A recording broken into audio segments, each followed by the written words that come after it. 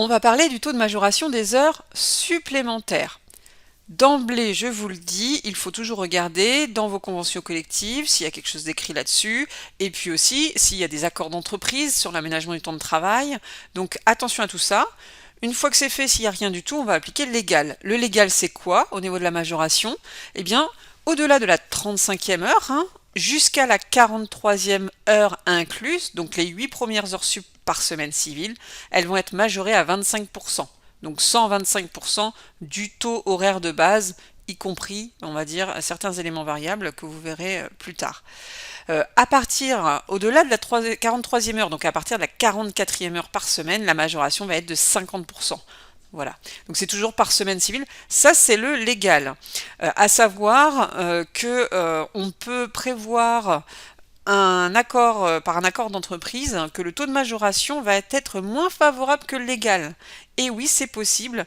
On peut avoir un taux de majoration, par exemple, de 10% au lieu de 25%, et pour autant l'appliquer. Ça, c'est un taux, par contre, plancher. On ne peut pas descendre en dessous, mais voilà, ça fait partie des choses qui sont ouvertes par accord de branche ou accord d'entreprise.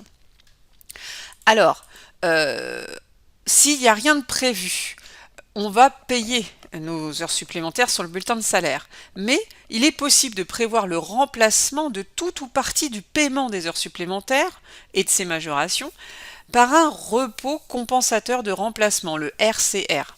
Alors, ça veut dire que s'il y a un accord, si j'ai fait une heure supplémentaire dans la semaine, elle va être soit rémunérée, donc on a dit à 125%, soit récupérée en temps, mais alors majorée aussi, donc ça fera 1h15 donc minutes de repos.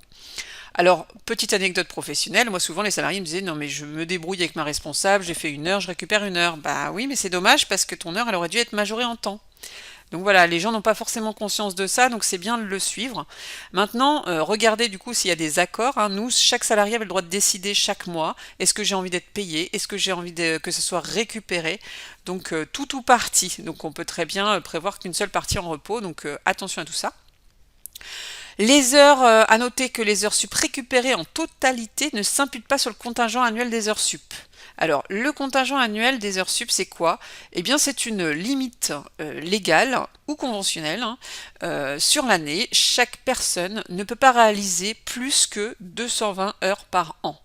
Voilà, alors ça, les conventions collectives peuvent très bien changer, on peut avoir 180, voilà. Ça, c'est la limite. Il peut y avoir un dépassement.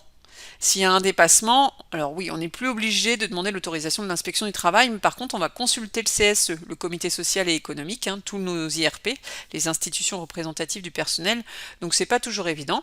Et en tout cas, si ça dépasse, donc il faut déjà faire plus de 220 heures par salarié par an, sans prendre en compte du coup, on a dit les heures sup qui sont totalement récupérées et non pas rémunérées sur le bulletin. Eh bien, je vais avoir en plus du potentiel RCR ou de la majoration, le corps, donc la contrepartie obligatoire en repos. Là, c'est obligatoire, vous voyez la différence? C'est-à-dire que j'ai dépassé le contingent, eh bien, en plus de ma majoration ou de mon RCR, je vais avoir mon corps. Donc le corps, c'est quoi? Eh bien, j'ai 30 minutes par heure sup au-delà du contingent pour les entreprises de moins de 20 salariés et 60 minutes au-delà du contingent pour les entreprises de plus de 20 salariés. Alors égal ou plus de 20 salariés, donc 60 minutes, ça veut dire voilà, j'ai fait une heure, je récupère une heure.